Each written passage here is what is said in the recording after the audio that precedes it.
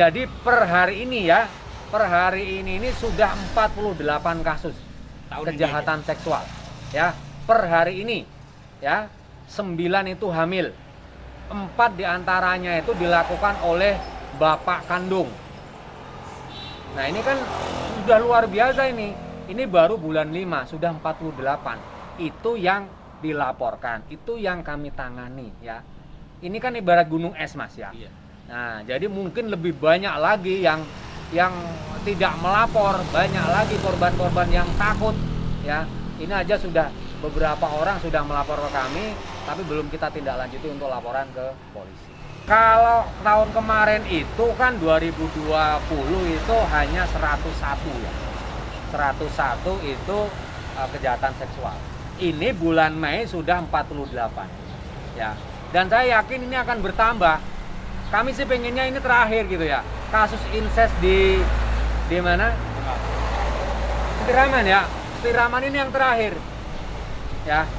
Tapi saya juga agak nggak yakin kalau ini yang terakhir.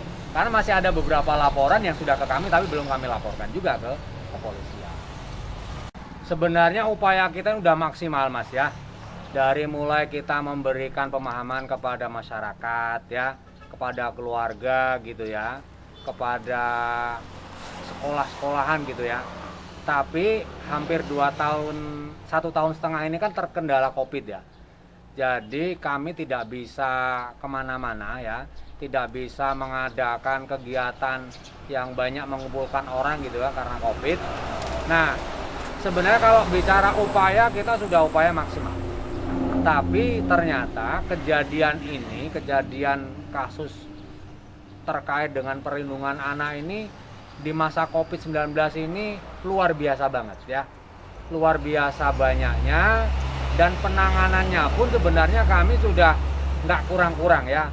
Dari menyediakan penasehat hukum, dari menyediakan pekerja sosial, dari menyediakan tempat aman, dari menyediakan rehabilitasi, dari menyediakan psikolog.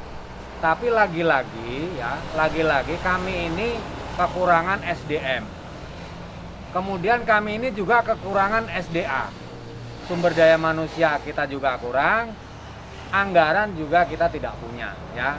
Jadi upaya yang kita lakukan sebenarnya sudah lebih maksimal sebenarnya. Hanya ketika semaksimal kami tapi tidak dibantu oleh masyarakat, tidak dibantu oleh pemerintah, tidak dibantu oleh lembaga-lembaga terkait, ya apalah kami.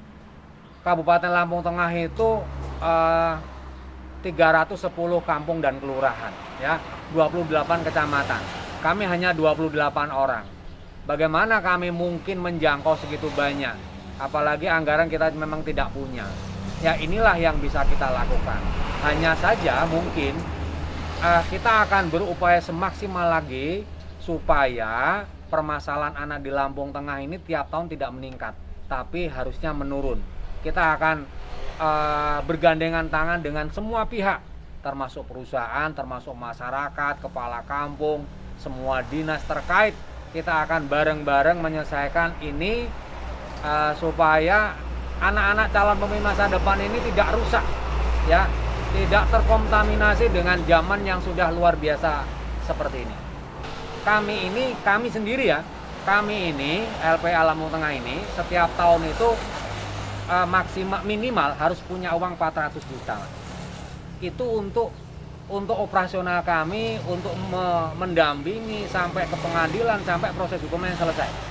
Ya. Itu anggaran sendiri dari mana? Anggaran sendiri dari kantong-kantong kami, dari ada donatur yang nyumbang, ada sih beberapa perusahaan yang ya untuk sekedar untuk beli minyak dan lain-lain ya.